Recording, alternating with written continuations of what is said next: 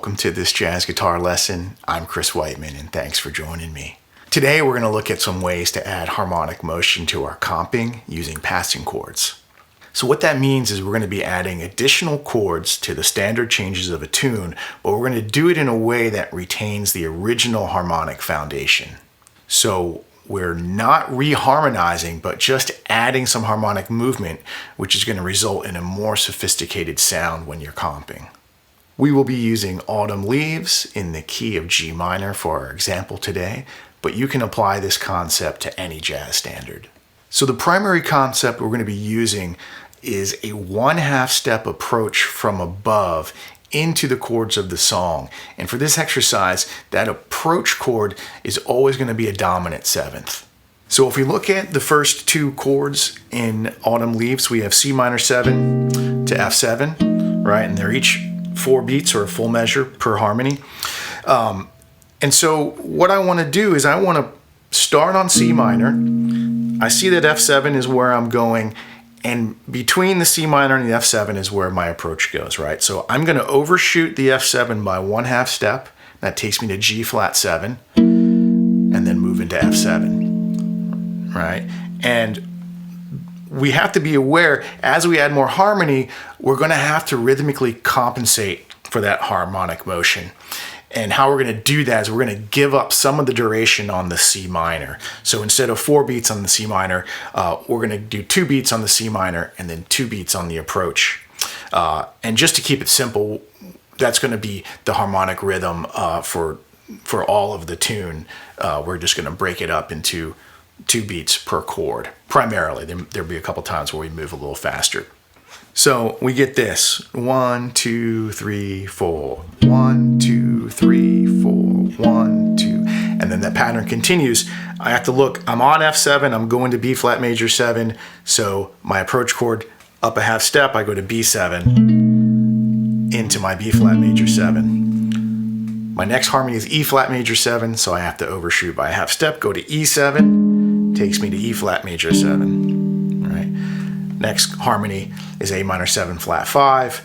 We're going to overshoot, so B flat 7 to A minor. I'm just using shell voicing, so I'm not putting the flat 5th in there. You could if you wanted to, right? Next harmony is D7, so I go a 1/2 step above, E flat 7 to D7. Next harmony is G minor 6. I approach it from a 1/2 step above, A flat 7 to G minor 6. All right, so it sounds like this.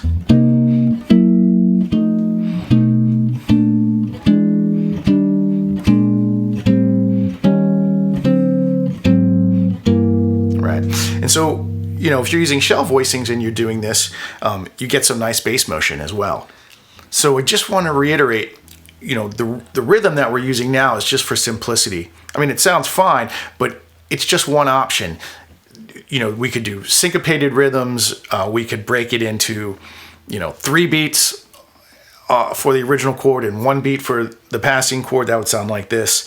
1, 2, 3, 4, 1, 2, 3, right?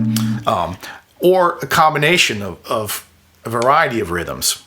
So in addition to the 1/2 step approach from above, which we just looked at, this exercise contains a few other types of passing chords. You're going to see some diminished passing, some inversions, some chromaticism. All of those are going to be labeled on the PDF for my Patreon subscribers. But I want to explain the primary concept. Why does the 1/2 step approach from above using a dominant 7th work? So any harmony, regardless of how it's functioning, regardless of the quality of the harmony, can have a theoretical 5 chord, a secondary dominant. If we look at the first 2 chords, so I have C minor, I'm moving to F7.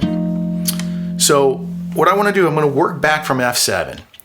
And I'm going to say, okay, let's call F our temporary tonic. I know it's a dominant 7th, doesn't matter. We'll say F is the tonic. If F is the tonic, what's the dominant? It's C7 is your dominant, right? So the secondary dominant of F7 is C7. Now, the tune goes C minor to F7.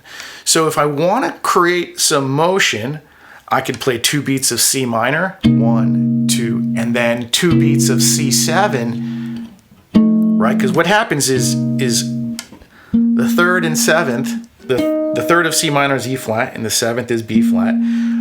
If I raise the flat 3rd to the natural 3rd, I create a tritone, right? And that tritone wants to resolve to the F7. So what happens? So I do get some motion using that secondary dominant, but I don't get, it's the same bass note, so I don't get any bass motion.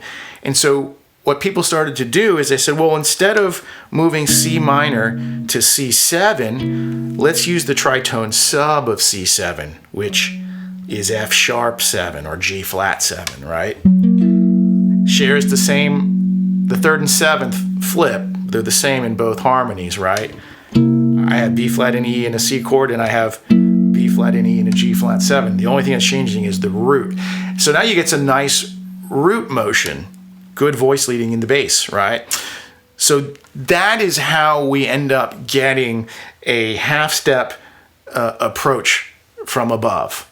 It's basically a tritone substitution for the secondary dominant. So I'm going to play this exercise, which is 1 chorus of comping through Autumn Leaves. A 1, 2, 3, 4.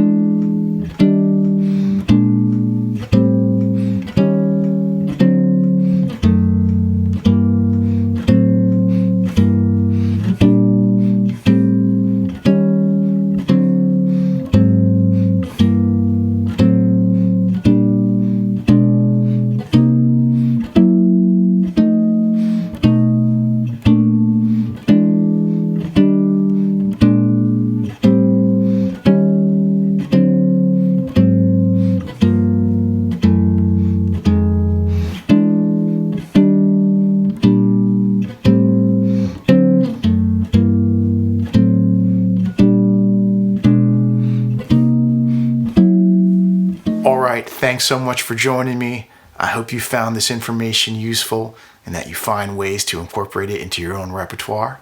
And I'll see you next time.